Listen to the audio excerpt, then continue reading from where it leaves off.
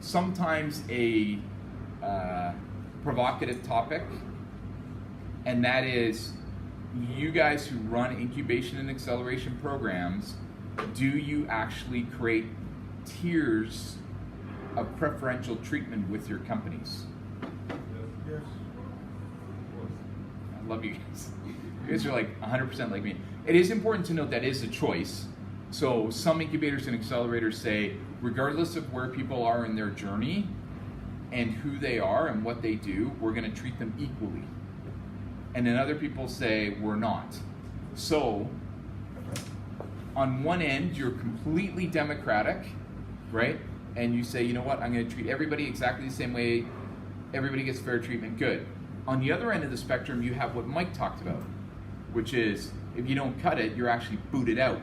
You get no support, zero, right? And you get the reputation you got booted out of the program, right?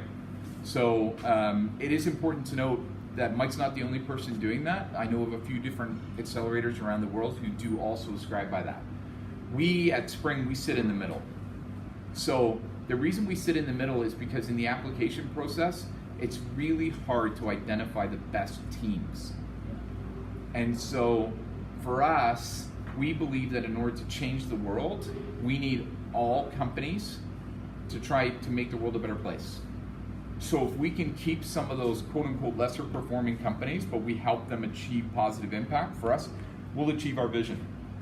But we do throw greater resources at the ones that we believe are the superstars. So it's, you guys are gonna choose. But it will actually also affect how you guys measure your business. Make sense? Yes. So, how do we collect the data? Not rocket science.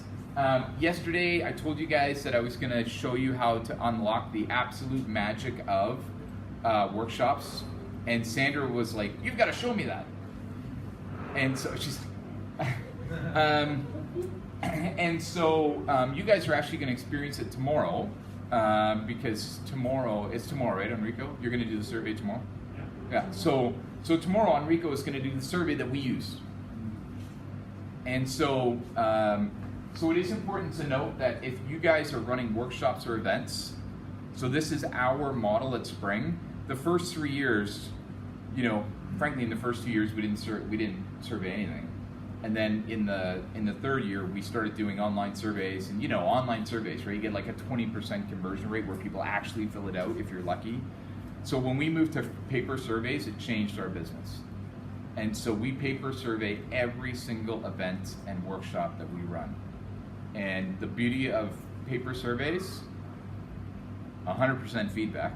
Yes. So we actually make a joke of it. So every time we do it, we lock the door.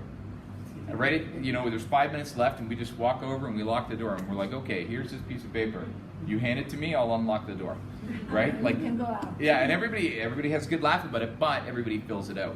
The important part of that is what questions you ask, right? So first we collect 100% data, but the second one is the questions you ask, and you guys will experience them tomorrow, so it's gonna be a surprise. Cool.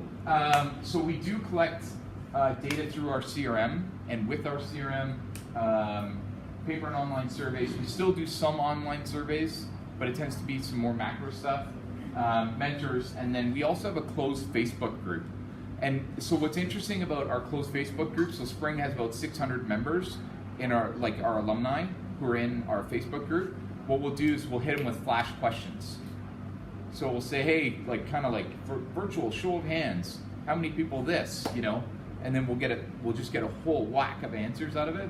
So Facebook is really good for hitting your alumni network or your member network with one question, but just one. And we've actually tested. We did 1, we did 2, we did 3. The conversion rate on a single question is a factor higher than if you ask 2 or 3 questions. So let the data be your guide, right? Awesome. How it's